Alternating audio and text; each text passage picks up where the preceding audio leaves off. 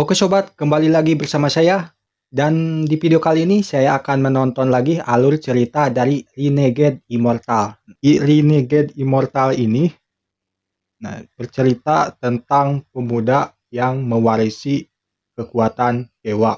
Namun karena masyarakat di sekitarnya tidak tahu, dia dianggap lemah gitu. Gak punya kekuatan apa-apa. Nah, dan gimana keseruannya? Jangan skip video ini, karena kalau skip video ini, kalian pasti bakal gagal paham. Oke, gak usah lama-lama, kita langsung ke videonya.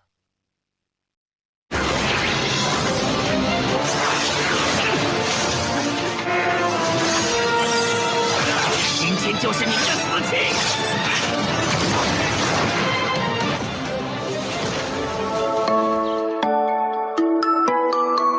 Halo Sobat Sinema, kabar kalian gimana hari ini? Semoga dalam kondisi baik-baik saja ya. Kali ini admin Sobat Sinema akan membahas donghua baru nih yang berjudul Renegade Immortal, di mana donghua ini menceritakan seorang pemuda miskin yang tak sengaja nih menemukan harta surgawi yang konon katanya punya kekuatan terhebat sealam semesta. Dan baiklah, tanpa berlama-lama lagi, inilah alur ceritanya. Di awal film, kita pun dijelaskan nih jika ribuan tahun lalu, para makhluk abadi atau yang sering disebut immortal memperebutkan salah satu harta surgawi nih yang bernama mutiara surgawi. Nah, mutiara surgawi tersebut yang kala itu dimiliki oleh immortal bernama Situnan, dia kala itu dikeroyok nih sama 3 immortal sekaligus karena mereka begitu tertarik akan harta surgawi yang dia miliki. Dimana tentu saja, Situnan yang tak mau menyerahkan mutiara surgawinya itu, dia pun memutuskan untuk melawan mereka bertiga seorang diri.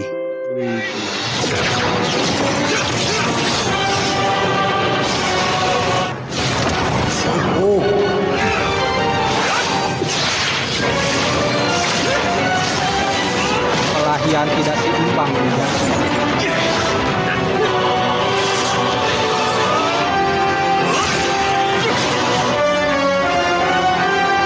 Satu lawan tiga.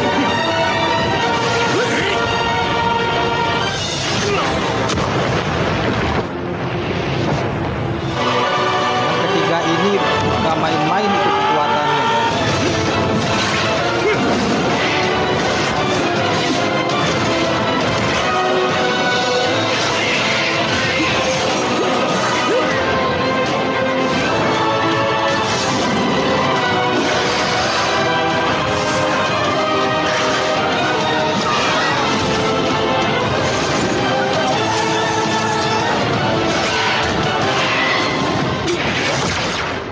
Situnan yang sudah berusaha sekeras mungkin untuk menahan serangan 3 immortal sekaligus itu, pada akhirnya ya kekuatan Situnan tak bisa mengimbangi kekuatan gabungan musuhnya tersebut. Walau dia telah menggunakan kekuatan dari mutiara surgawi itu, hingga akhirnya Situnan pun meledakkan dirinya sendiri nih dan memasukkan jiwanya itu ke dalam mutiara surgawi tersebut, di mana mutiara surgawi itu terpental begitu jauh untuk mencari tuan baru yang layak untuk dirinya nanti. 1000 tahun kemudian kita pun diperlihatkan dengan MC dalam donghua ini, di mana dia bernama Wang Lin dari keluarga Wang. Di sini Wang Lin tinggal bersama dengan ayah dan ibunya yang kala itu hidup sebagai pengrajin patung kayu. Setelah itu Wang Lin dihampiri nih oleh paman keduanya alias kakak dari ayah Wang Lin yang kala itu menagih utang ayah Wang Lin dengan begitu kejamnya. Di mana Wang Lin pun kesal nih sama perbuatan paman keduanya itu yang bertindak semena-mena kala itu.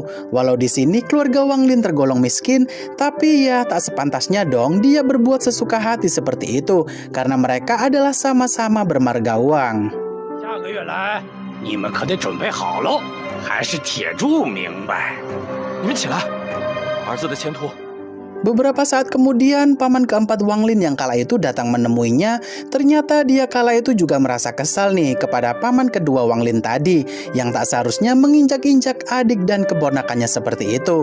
Kemudian paman keempat yang ngasih tahu Wang Lin apakah dia mau jadi seorang kultivator agar dirinya serta keluarganya itu tidak direndahkan seperti itu lagi. Di sini Wang Lin pun bersujud nih kepada ayah dan ibunya itu, sambil meminta restu kepada kedua orang tuanya agar dia bisa jadi kultivator di sekte Heng Yue atau sekte abadi yang kala itu sedang mencari murid. 凡人的命数也不是天定的，也不愿你们再这样辛苦。爹，娘， Wang Ling yang akhirnya mendapat restu dari kedua orang tuanya, dia pun pergi ke tempat aula pertemuan keluarga Wang nih. Yang kala itu banyak orang-orang di sana ingin melihat siapa sajakah yang mau ikut ujian masuk ke sekte Heng Yue. Di sini sepupu Wang Lin yang bernama Wang Hao terlihat cukup baik nih menyambut dirinya.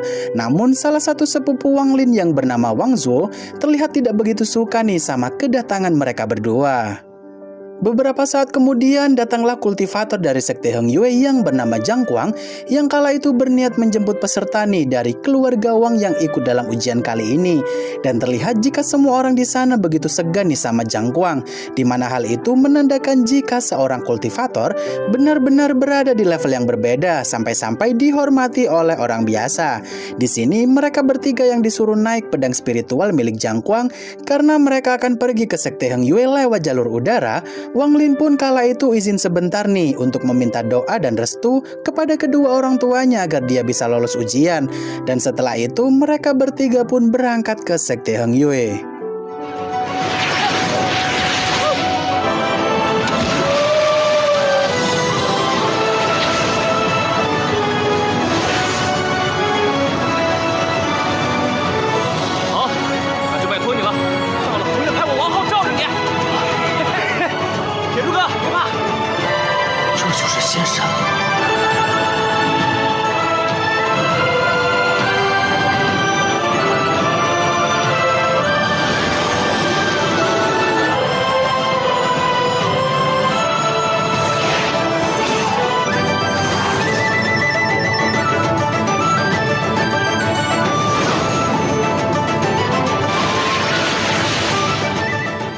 Wang Lin yang akhirnya sampai juga di sekte Heng Yue. Di sini mereka semua pun disambut oleh ketua sekte Heng Yue yang bernama Huang Long. Di sini ketua sekte Huang yang ngasih tahu jika untuk diterima menjadi murid sekte Heng Yue, mereka harus punya nih kekuatan spiritual. Nah, di sini dua tetua sekte Heng Yue yang bernama tetua Dao dan tetua Sun bertugas nih untuk memeriksa para peserta apakah mereka punya akar spiritual atau tidak.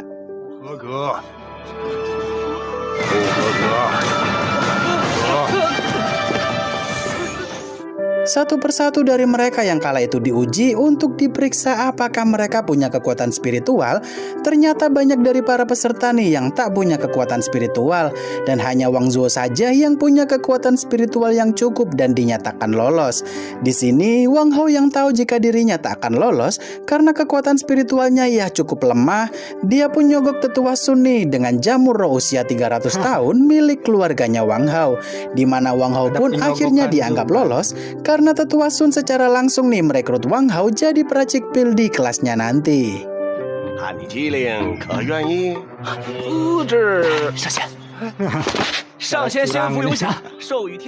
Wang Lin yang kala itu dapat giliran untuk maju dan diperiksa. Sayangnya Wang Lin kala itu gagal nih karena dia tak punya cukup kekuatan spiritual.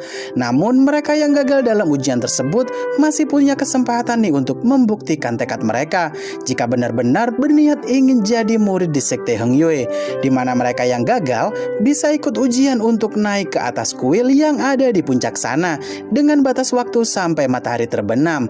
Nah, di momen itulah semua peserta yang gagal pun segera bergegas naik ke atas sana nih. Termasuk Wang Lin juga nih yang tak ingin gagal lagi.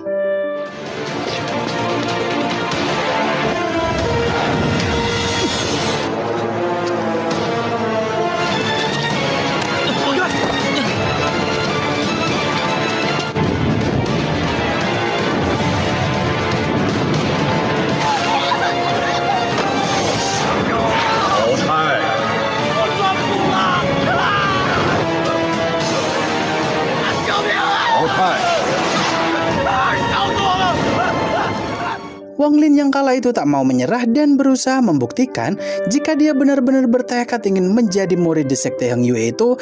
Dia pun secara tiba-tiba pindah ke area lahar panas nih. Di sini Wang Lin yang tahu jika semua itu hanyalah ilusi, dia pun berusaha memberanikan diri nih agar tetap melangkah maju apapun taruhannya. Wang Lin yang pada akhirnya berhasil melewati ujian ilusi tersebut, dia pun sampai nih di ujung tebing tempat itu. Namun sayangnya kuil yang dibicarakan oleh ketua Huang tadi ada di tebing lain. Nah, di sini Wang Lin yang melihat ada batu bertuliskan ketulusan membawakan kesuksesan. Dengan ajaibnya setiap langkah Wang Lin membentuk pijakan energi spiritual yang membuat Wang Lin bisa melangkah maju menuju kuil tersebut.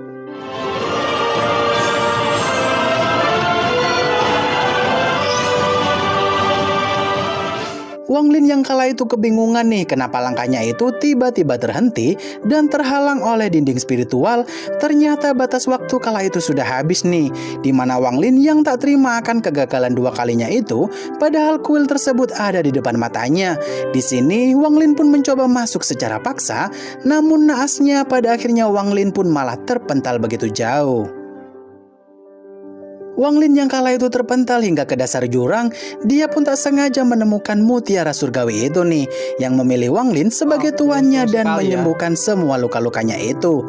Di sini kesadaran Wang Lin yang kala itu tak sengaja masuk ke dalam dimensi mutiara surgawi, dia pun bertemu nih sama si Tunan yang kala itu dalam wujud tubuh jiwa, di mana si Tunan kala itu berusaha merebut tubuh Wang Lin nih untuk jadi wadah tubuh jiwanya nanti. 重获自由了！人应在这天地空间里困了1000年。 Si Tunan yang kala itu begitu kebingungan kenapa dia tidak bisa mengambil alih tubuh Wang Lin. Dia pun mulai berpikir keras nih apakah itu kehendak dari mutiara surgawi yang telah memilih Wang Lin sebagai tuannya. Setelah itu Wang Lin pun ditolong oleh Zhang Kuang untuk dibawa kembali ke atas, di mana Wang Lin kala itu diterima nih jadi murid sekte Heng Yue ya karena kegigihannya tersebut. Nah, di sini orang tua Wang Lin yang tadinya sedih karena Wang Lin hilang selama beberapa jam, suasana pun berubah jadi haru nih karena Wang Lin tergolong sudah membanggakan orang tuanya tersebut. 走吧，张狂，带他回门派。是。 Wang Lin yang kala itu diajak berkeliling oleh Zhang Kuang. Dia pun ngejelasin nih jika murid-murid di sekte itu punya kedudukan masing-masing, yakni murid berbaju putih adalah yang tertinggi, sedangkan murid berbaju kuning dan merah ada di bawahnya, dan murid berbaju abu-abu adalah murid paling rendah. Nah, di sini Wang Lin yang dititipkan kepada seorang murid berbaju kuning bernama Senior Liu.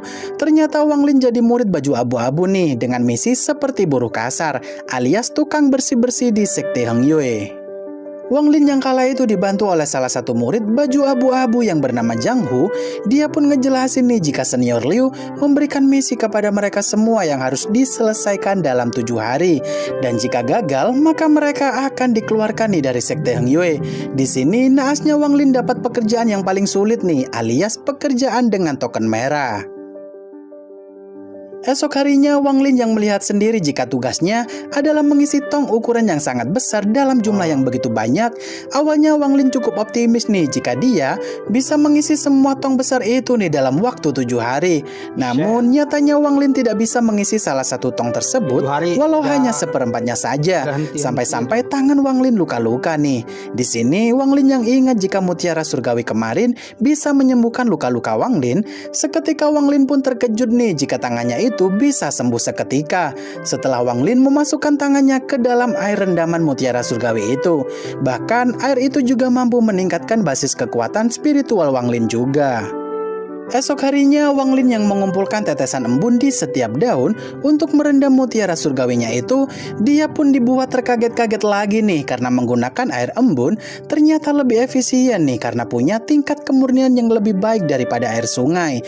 Nah, di sini Wang Lin yang sudah lebih kuat dari biasanya, bahkan staminanya juga meningkat pesat pula. Senior Liu pun merasa curiga nih jika Wang Lin punya harta spiritual yang dia sembunyikan, karena selama 2 hari saja Wang Lin hampir menyelesaikan misinya tersebut, di mana Senior Liu kala itu pun mengambil kendi air milik Wang Lin yang dia duga adalah harta spiritual.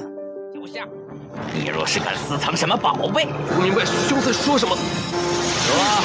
你私藏了什么宝贝？ Wang Lin yang kala itu tak mau melawan balik karena dia takut nih dikeluarkan dari sekte Heng Yue jika dia melawan senior sendiri. Di sini, si Tunan pun merasa kesal nih kenapa Wang Lin tak membalas orang jahat seperti senior Liu itu. Nah, si Tunan pun pada akhirnya mulai paham kenapa Mutiara Surgawi memilih Wang Lin yang punya sifat baik hati tersebut. Di sini, si Tunan pun mulai bersedia nih ngajarin teknik spiritual kepada Wang Lin dan bahkan menjadikannya murid pula di sana. Di mana si Tunan kala itu menjelaskan nih jika di dunia sana ada 7 tingkatan ranah, yakni ranah kondensasi Qi yang paling rendah dan yang paling tinggi adalah ranah ascendant. Untuk lebih jelasnya admin taruh di kolom deskripsi ya, dan silakan baca saja. Setelah sesi latihan dengan si Tunan sudah selesai, Wang Lin pun kembali ke asrama lagi nih. Yang kebetulan saat itu Tetua Sun nyari murid baju abu-abu untuk jadi murid pribadinya. Di sini terlihat begitu banyak murid baju abu-abu nih yang begitu tertarik. Namun Tetua Sun kala itu memilih Wang Lin nih jadi muridnya karena kebetulan sebentar lagi ada nih kompetisi antar sekte nantinya, di mana Wang Lin diberi tas penyimpanan oleh Tetua Sun serta pil pembentukan kekuatan spiritual pula. Nah, beberapa hari kemudian, Wang Lin yang sudah resmi jadi murid baju kuning, dia pun lanjut lagi nih latihan di dalam dimensi Mutiara Surgawi itu untuk persiapan kompetisi antar sekte nanti. 也就这引力术，还凑合，你才勉强达到宁气1层，你还好意思说？我练成引力术了。陆晨前辈，我练成了。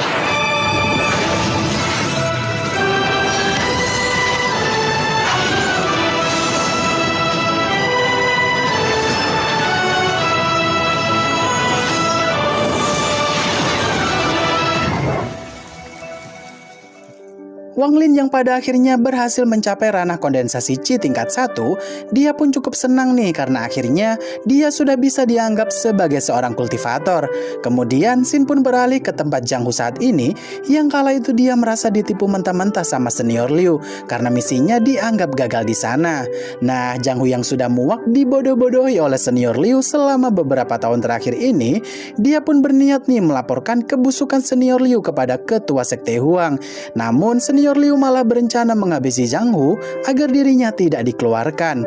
Di momen inilah Wang Lin pun datang nih membantu Zhang Hu yang kala itu sudah tak takut lagi sama senior Liu karena Wang Lin yang sekarang bukanlah Wang Lin yang kemarin. 都是同门，不要欺人太甚。你竟然学会了引力术！balas dendam。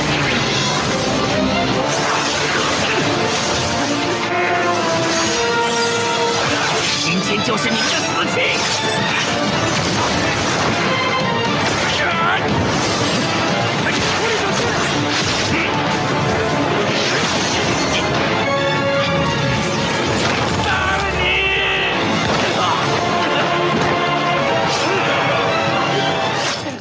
！Senior Liu yang kala itu ditikam oleh Zhang Hu dari belakang, Wang Lin pun tak habis pikir nih kenapa Zhang Hu bertindak senekat itu. Di mana Wang Lin yang tak tahu harus berkata apa lagi dengan situasi itu. Sayangnya adegan tersebut adalah ending dari episode kali ini. Wah, kira-kira nasib Wang Lin sama Zhang Hu gimana tuh? Cukup kentang sih ending episode kali ini. Tapi tenang, akan admin lanjut besok ya episode berikutnya. Kalau nggak sabar dan mau nonton di channel sebelah ya monggo. Atau mau versinya Sobat Sinema ya boleh-boleh saja. Dan baiklah, akhir kata, terima kasih sudah nonton sampai akhir. Dan sampai jumpa di video selanjutnya. Bye-bye. Bye-bye. Nah, gimana guys? Seru kan nonton dari Sahabat Sinema? Dan gimana keseruan video selanjutnya? Dan jangan lupa like, komen, dan subscribe. Nyalakan notifikasinya agar kalian bisa tahu kapan saya upload dari Sobat Sinema. Nah, oke, saya pamit. Sampai jumpa dan sampai ketemu lagi di video selanjutnya. Dadah.